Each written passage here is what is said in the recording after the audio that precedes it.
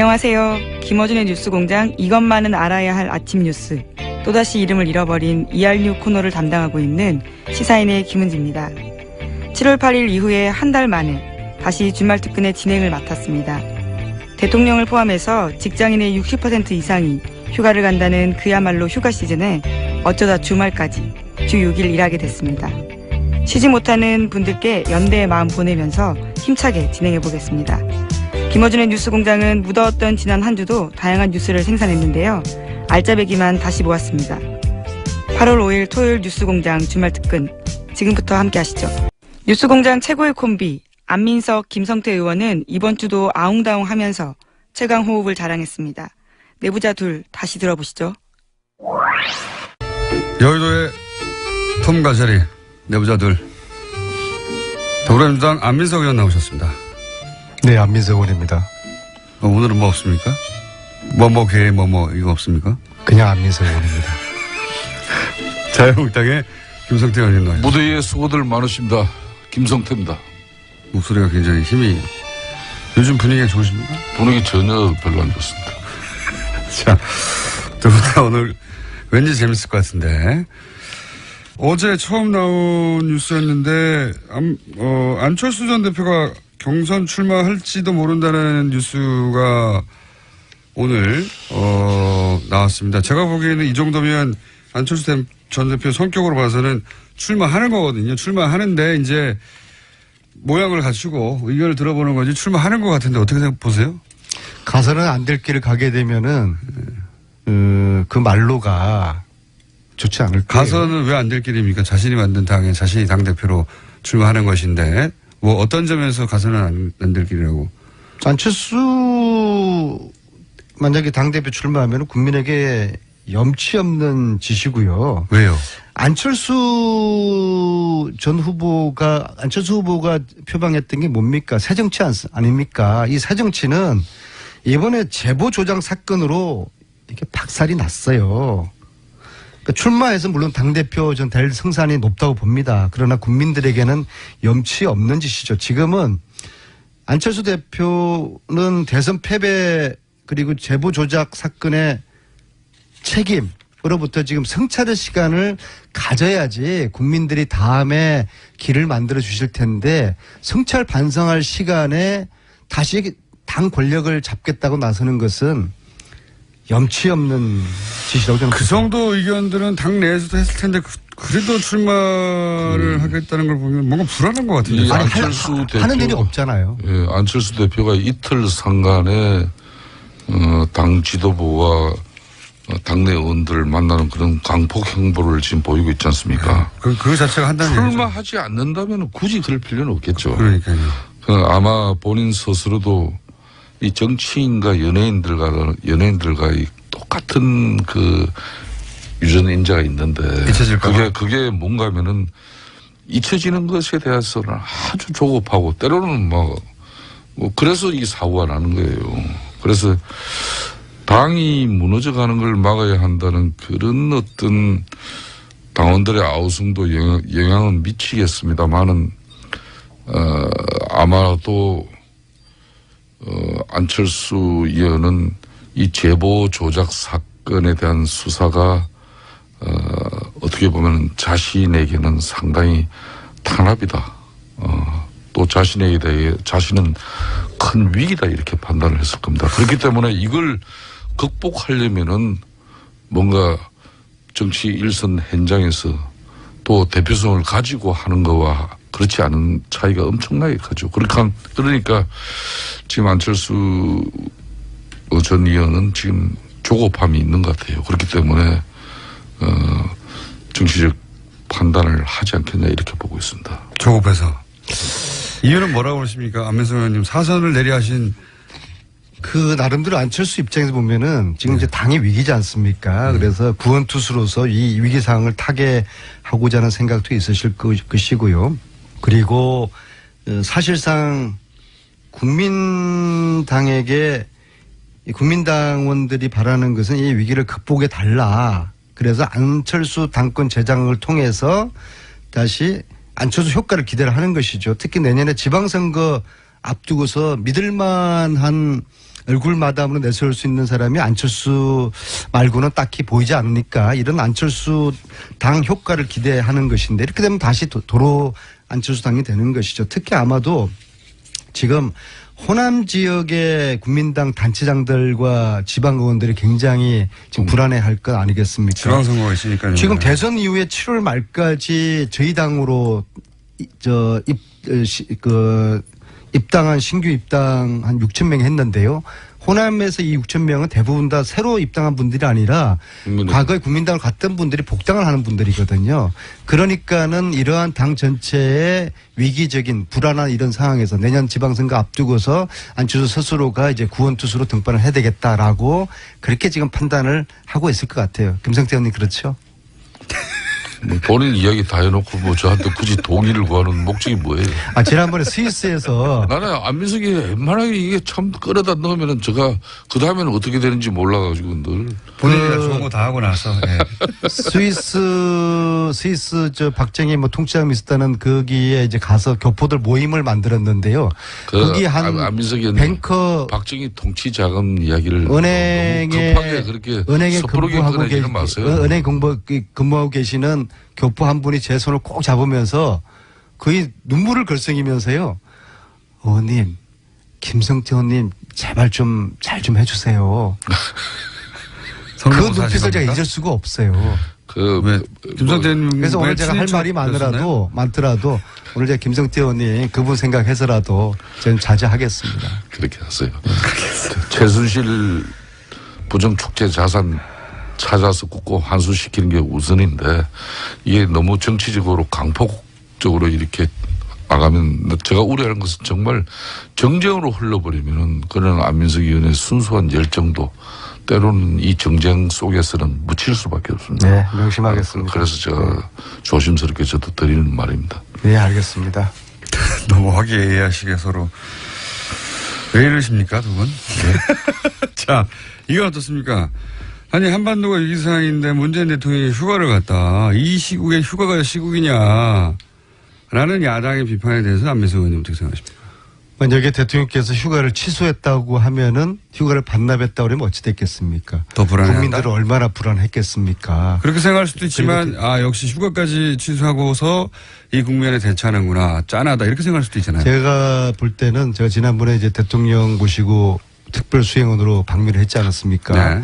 그게 이미 한 달이 넘었는데요. 그때만 하더라도 대통령께서 너무나 피곤해 하신. 이미. 야, 이거는 정말 인간의 어떤 체력의 한도를 지금 넘고 계시다 그랬는데 대통령은 인간이니까 쉬셔야 됩니다. 그런데 이번에 휴가 기간에도 불구하고 그 평창 산행하셨지 않습니까? 휴전선 가까이 있는 평창에서 그분은 산행 가는 게 휴가인 것 같아요. 휴식인 것 같아요. 근데 저는 그게 본인의 휴식을 위해서도 그렇고 국민들에게 어떤 긴장감을 좀 늦추지 않는 측면에서도 저는 굉장히 적절하고 신의 한 수 일정이었다고 생각하거든요. 그래서 휴가도 나름대로 휴식 시간을 보내시면서도 평창을 가시고 그러나 또 휴가 반납을 하는 것은 국민들에게 더 불안감을 조성하는 거기 때문에 사실은 지도자로서는 국민들을 안심시켜주는 게 또 큰 역할이지 않겠습니까? 김성태 의원님 어떻게 생각하십니까? 저는 적절하다고 봅니다. 저도 전임 대통령들도 이 재임 시절에 대체적으로 내수 진작을 독려하면서 이렇게 공개적인 휴가를 갔다 왔죠. 휴가는 문제 없다고 생각하십니까?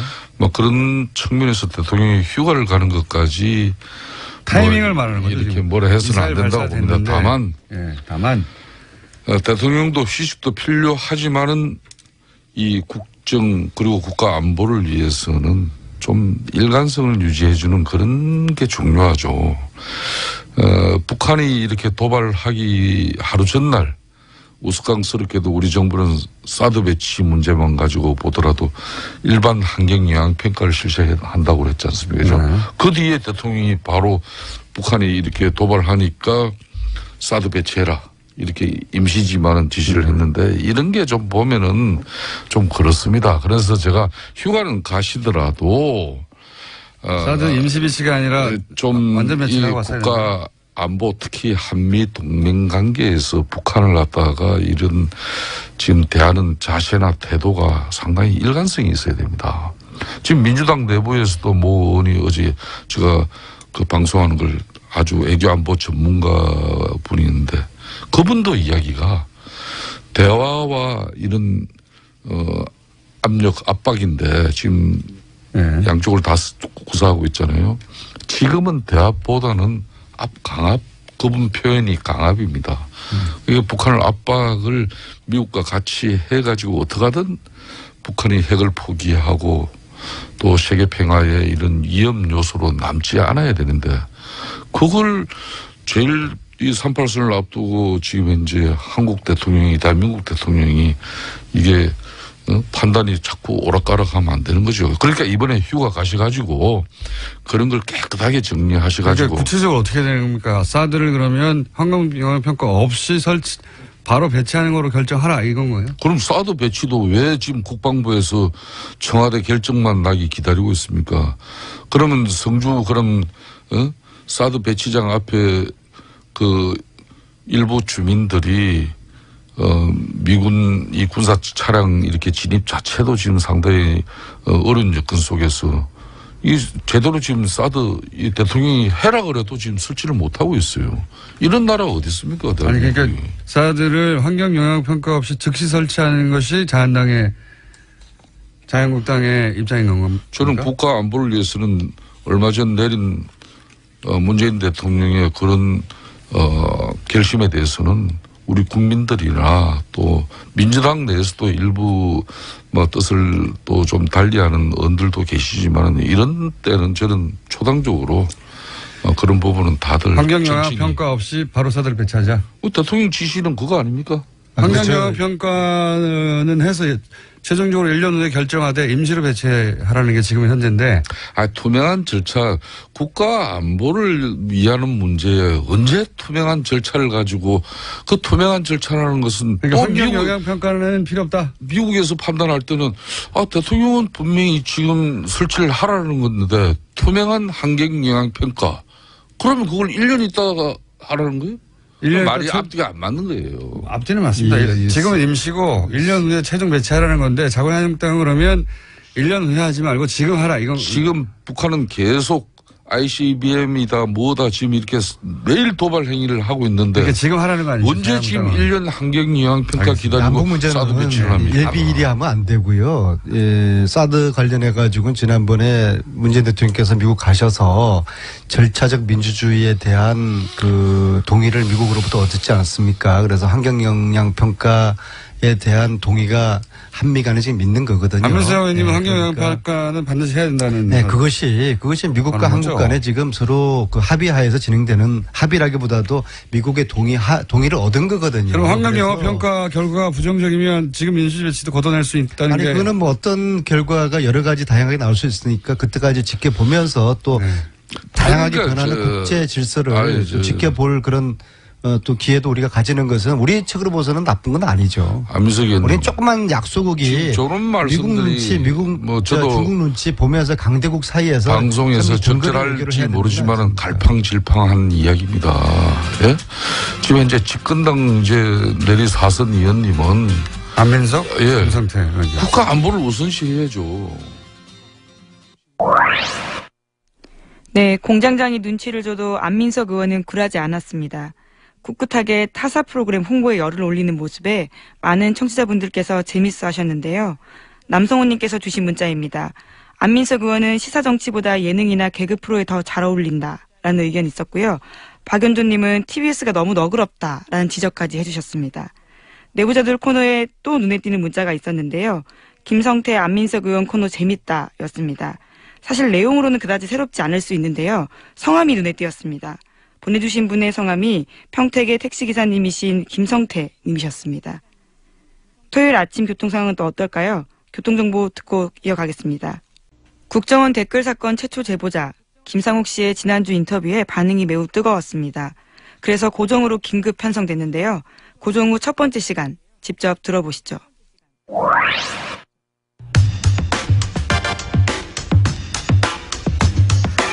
자, 지난주 저희가 최초로 국정원 고위 간부 출신으로 국정원 댓글 사건을 세상에 알렸던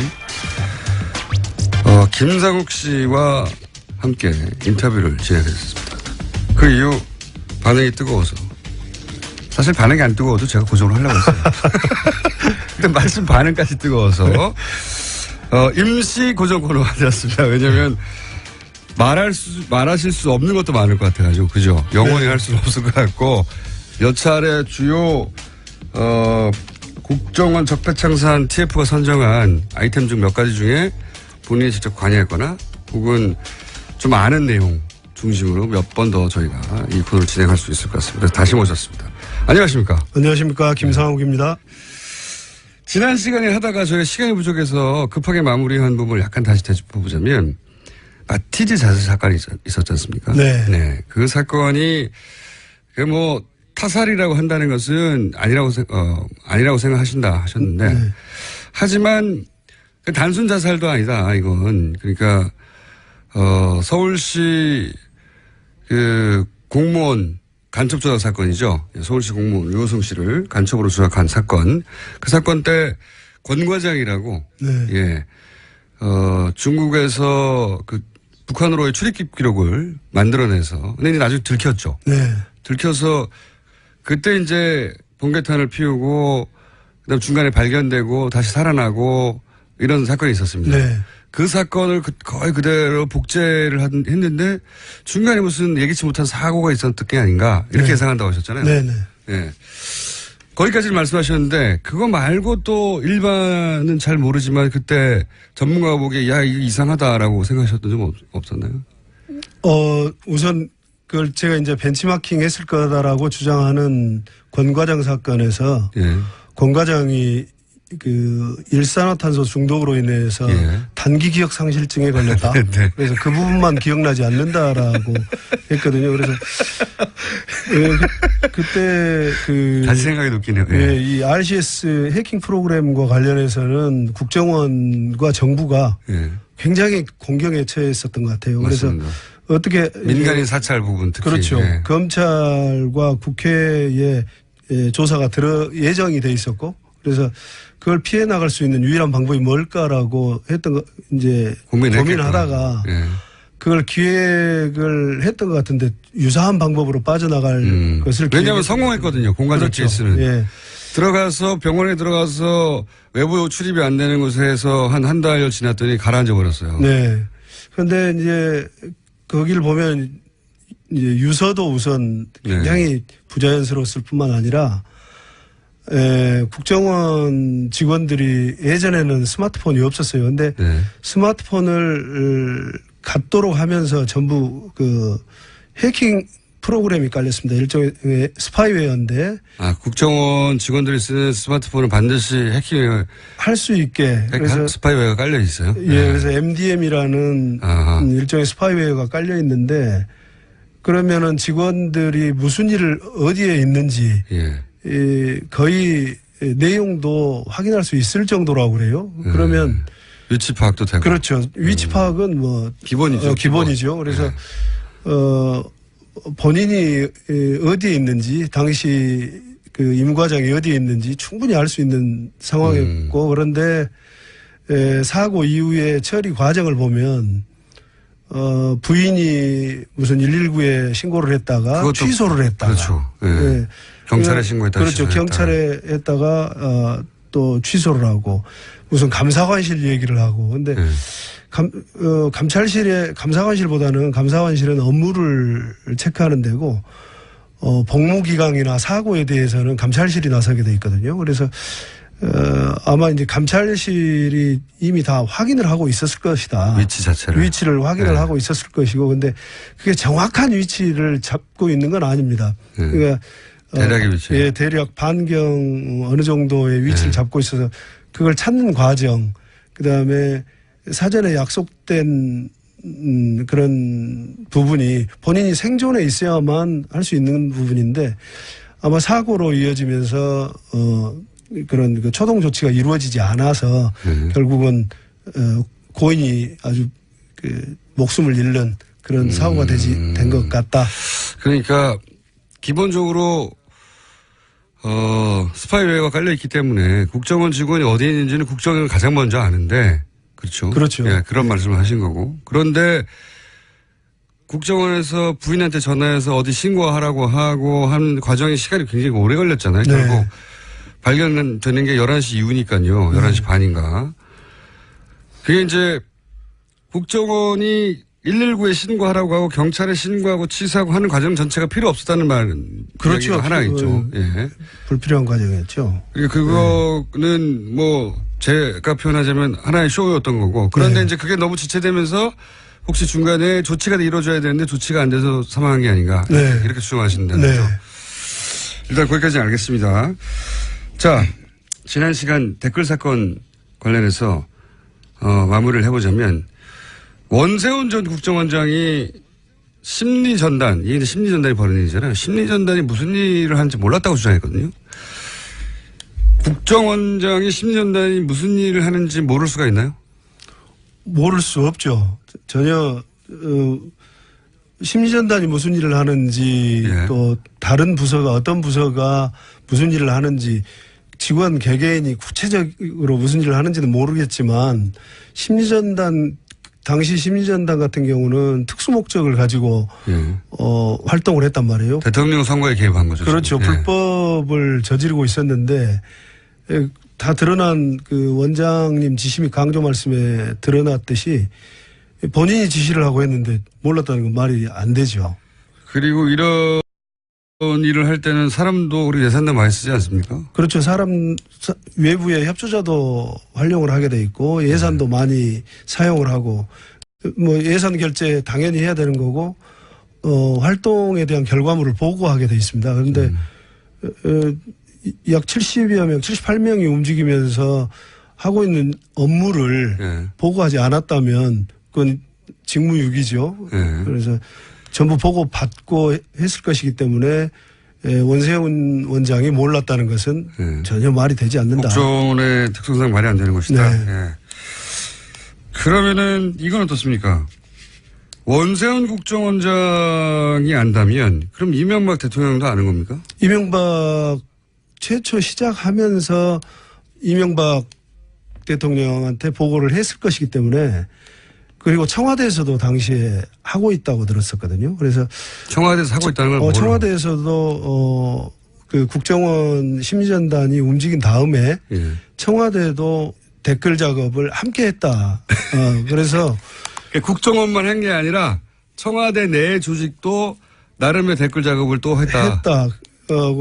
그렇게 알고 있고 그다음에 우리 공장장님이 또 확인하셨잖아요. 그 시발단인가. 시발단지. 그거 보면은 총체적으로 하고 있는데. 그렇죠. 외부 조직에서도 하고 있어요. 예, 시발단이라는 것은. 정보기관에서 한 것을 더군다나 이제 외부에서 하는 것들은 대통령이 보고를 안 받을 수도 있겠어요. 근데 국정원 직원이 하고 공조직에서 했던 것을 대통령이 몰랐다는 것은 말이 되지 않고 대통령에게 충분히 보고도 하고 생색도 내고 그랬을 거로 보입니다. 국정원장은 원래 독대해가지고 여러 가지 보고를 하지 않습니까? 그렇죠. 예.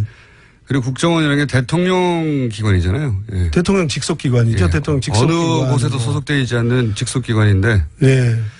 국정원장이 알았으면 당연히 대통령한테 활동 내역을 보고하는 것이 원세훈이 몰랐다, 이명박이 몰랐다는 것은 말이 되지 않습니다. 전단과 국이 다 관여했는데. 그렇죠. 예. 지금은 대공수사국은 그 소속 직원 한 사람만 개인 일탈을 한 것으로 지금 그렇죠. 정리가 됐었어요. 예. 그렇군요. 한 가지 이거 관련해 가지고 제가 궁금한 것이 이런 겁니다. 이런 얘기하면 다 이전 정권에서도 댓글 달았다. 이전 정권에서도 뭐 했다. 항상 그런 얘기가 또 반론으로 나와요. 네. 근데 이전 정권이라고 하면 아마도 김대중 노무현 정권 시절을 얘기하는 것 같은데 김대중 노무현 정권 시절은 계셨고 처음 입사한 게 노태우 정부. 네, 오래되셨군요. 네. 노태우, 김영삼, 김대중, 노무현, 이명박 이렇게 겪으신 거 아닙니까? 예. 길게 겪으셨네요. 그러면은 그 안기부가 국정원이 되는 과정도 지켜보셨을 것이고. 그렇죠. 그렇죠. 예. 그리고 이제 10년 동안 그 진보적 정권에서 다시 보수 정권으로 넘어가는 과정도 지켜보셨고. 네.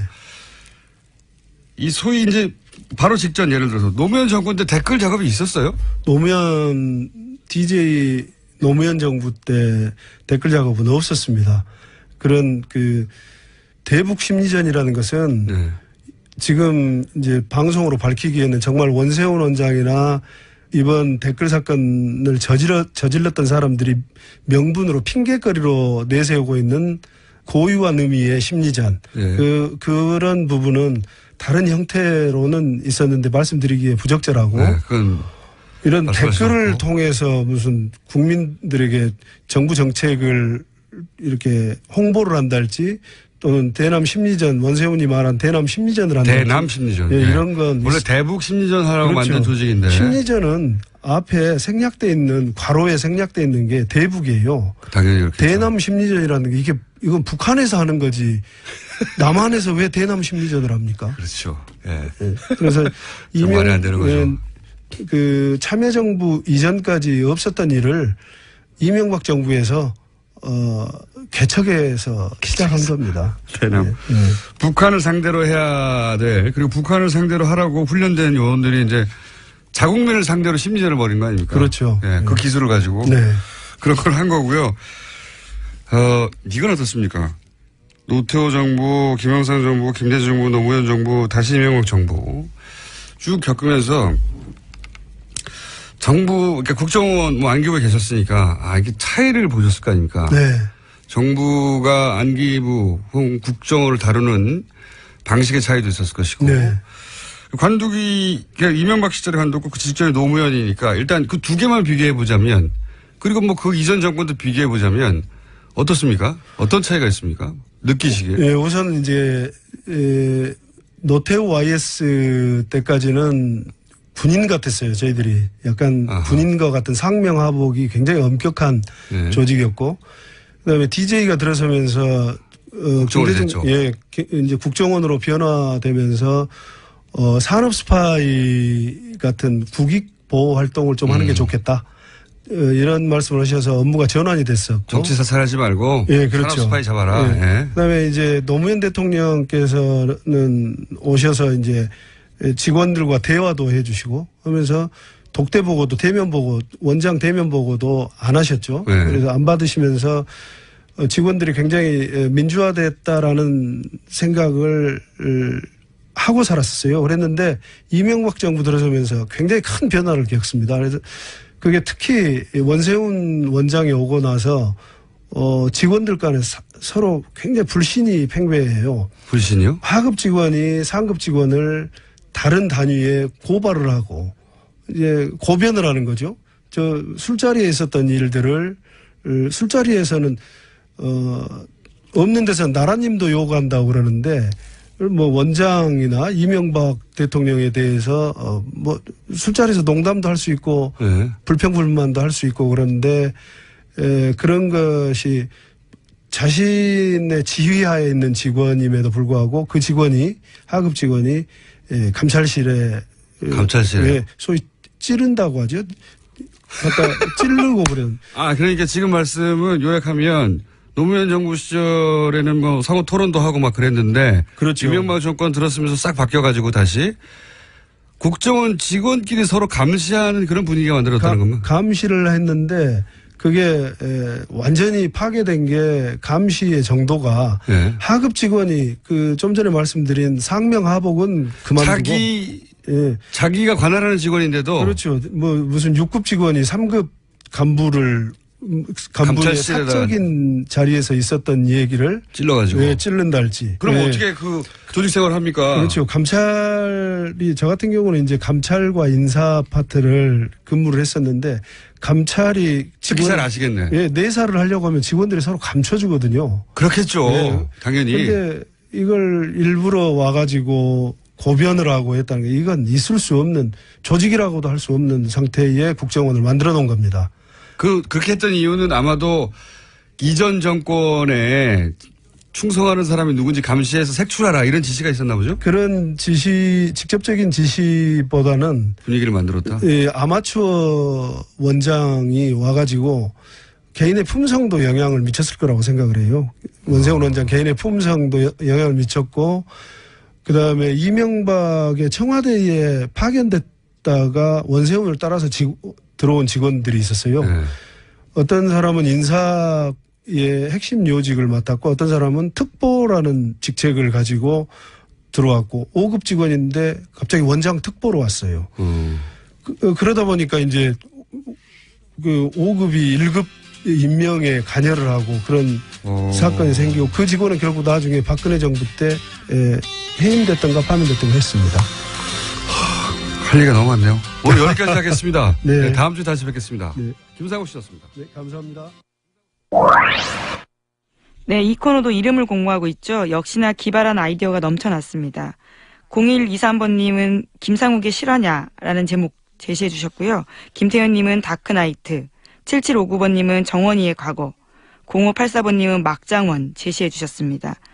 다른 분들은 어떠실까요? 샵 0951 50원 유료 문자 이용하시거나 카카오톡 TBS 친구 맺기 하시면 무료로 의견 보내실 수 있습니다. 또 TBS 게시판, 팟빵 게시판, 페이스북 김어준의 뉴스공장에 의견 주셔도 좋습니다. 김어준 공장장은 비록 불친절해도 뉴스공장 스태프들은 여러분들의 의견을 경청한다라고 제작진들이 굉장히 강조하고 있습니다. 지금 바로 의견 주세요. 뉴스공장 스튜디오에 또다시 외국인 게스트가 찾아주셨습니다. 미국에서 한반도 사드 배치 반대 운동을 펼치고 있는 분들인데요. 직접 들어보시죠. 지난 25일 사드 배치 철회 미국 평화시민 대표단이 입국을 했습니다. 많은 분들이 잘 모르실 텐데 그래서 오늘 저희 뉴스공장은 미국 평화시민 대표단 중에 두 분을 모셨어요.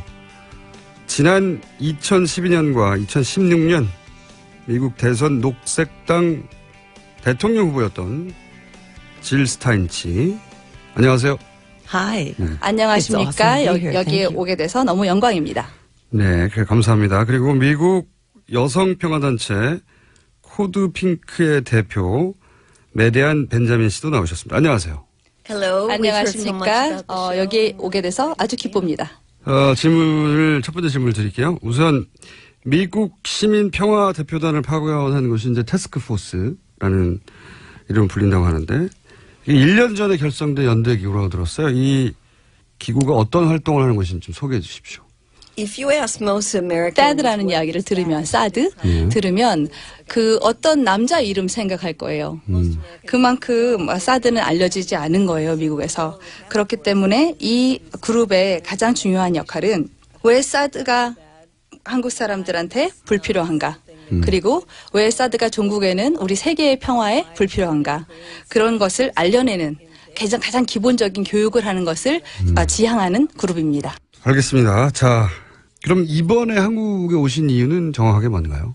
for me, the struggle. 제가 여기 오게 된 이유는 사실은 우리 여기 성주의 싸움이 세계 전 지역에서 일어나는 굉장히 힘든 많은 싸움의 하나의 심볼이나 대표적인 사례라고 생각하기 때문입니다.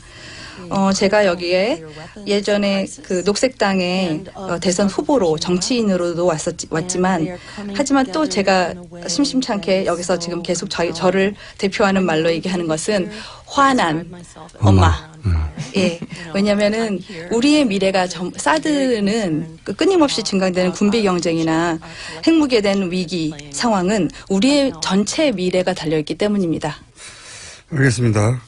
이번에는 이제 질스타인 씨에게 그 사드와 관련해서 발언한 적이 있어서 제가 그 관련 질문을 드리겠는데, 이런 말씀 하셨어요. 성주에서, 는 성견 평가가 없었다.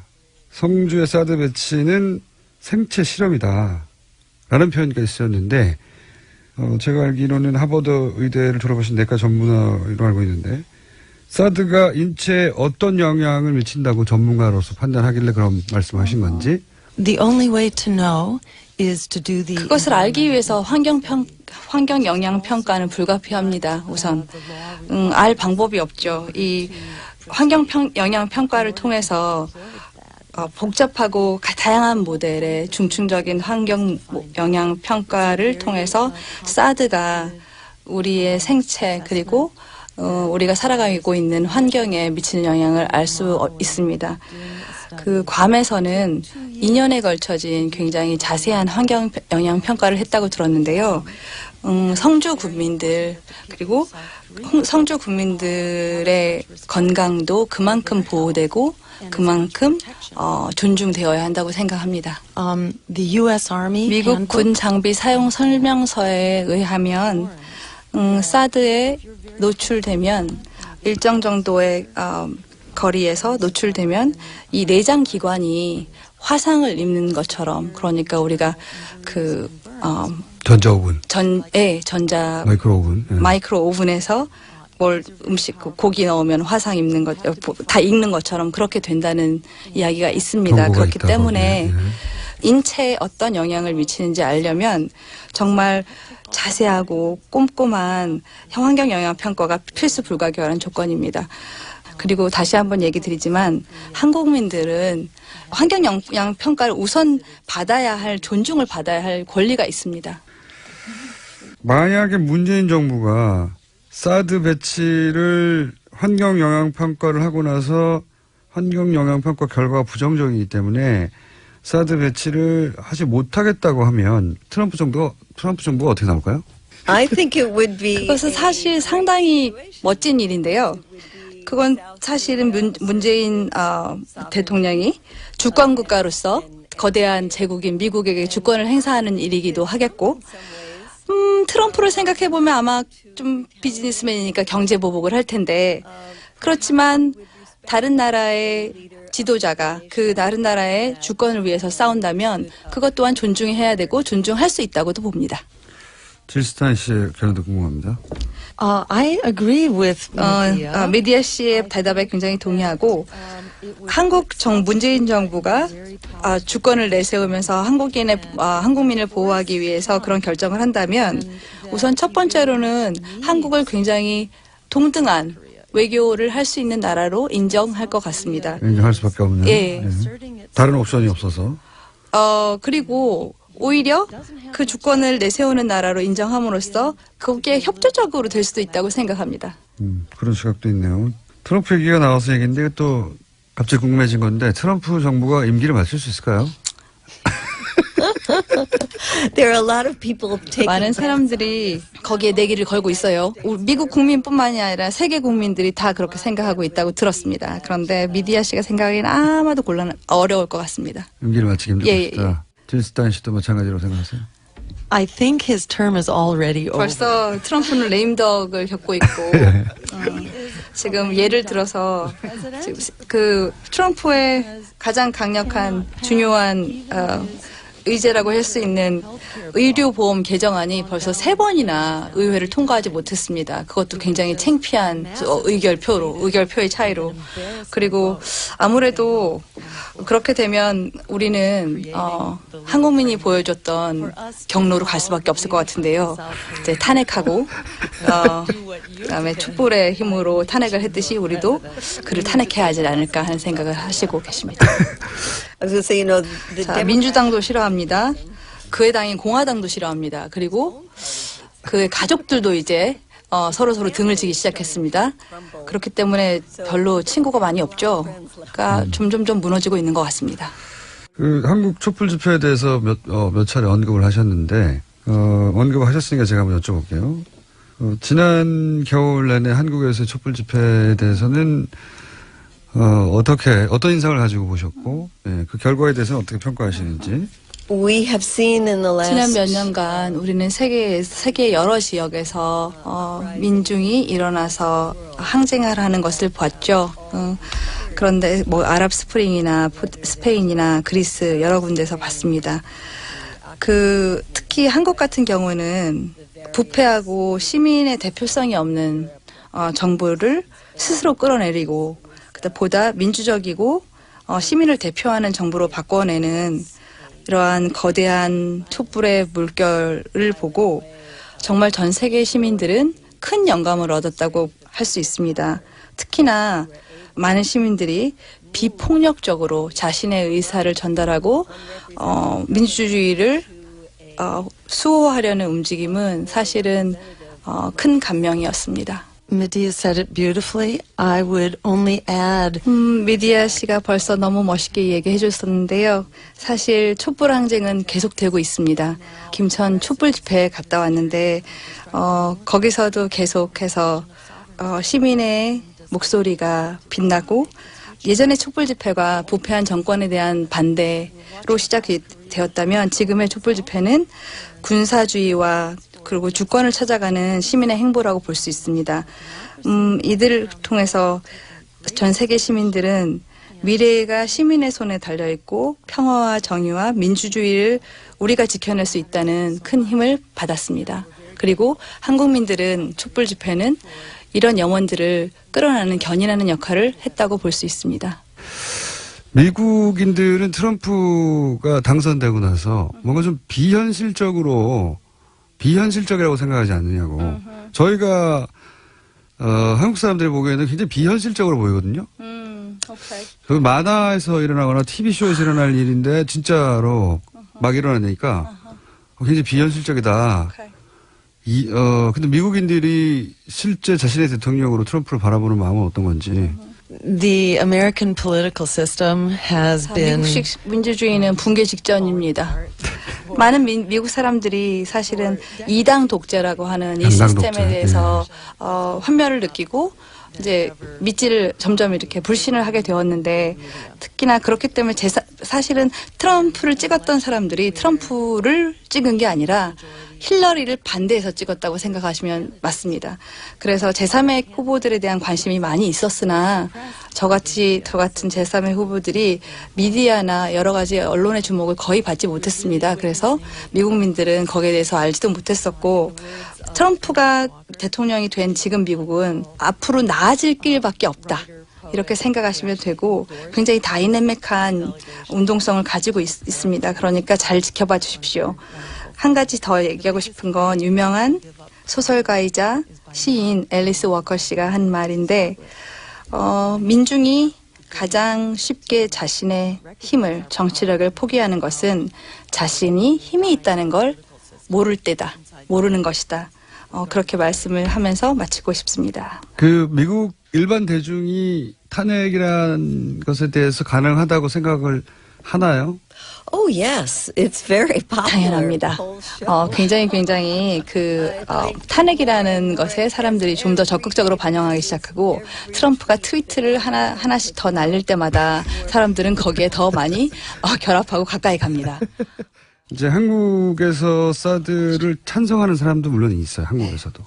그리고 반대하는 사람들도 있습니다. 그럼 한국에서 사드 배치를 반대하는 사람들하고 지금 미국에서 이제 사드 반대 연대가 앞으로 이 싸움은 적어도 환경영향평가가 끝날 예정인 대략 1년여 정도는 더 이어질 수 있을 것 같은데 1년 동안 어떤 일을 함께 할 수 있을까 거기에 대한 아이디어가 있으신지. There's a very powerful movement here. 김천과 성주 그리고 성주 원불교 지부에서 보여줬던 주민들의 용기는 사실 굉장히 전염성이 강했습니다. 이 전염성을 가지고 우리가 돌아가서 우선 몇 가지 할 수 있는 아이디어 중에 하나는 첫 번째는 세계 동시다발적인 곳에서 시위를 한다. 예. 두 번째는 성주하고 미국하고 동시한다든지. 그렇죠. 예. 미국의 여러 도시에서도 함께. 그다음 두 번째는 군수복합체나 아니면 다른 이런 사드나 이런 여러 가지의 무기를 만드는 그런 곳에서 투자를 셰어홀더들이 주주들이 투자를 철회하는 투자 철회 운동을 벌인다. 그렇지만 주주들이라고 해서 뭐 돈이 많은 사람만 있는 건 아니에요. 왜냐하면은 연금을 받는 사람들은 우리의 돈이 어딘가로 항상 주주의 몫으로 투자가 되고 있기 때문에 모든 사람들이 참여할 수 있는 운동입니다.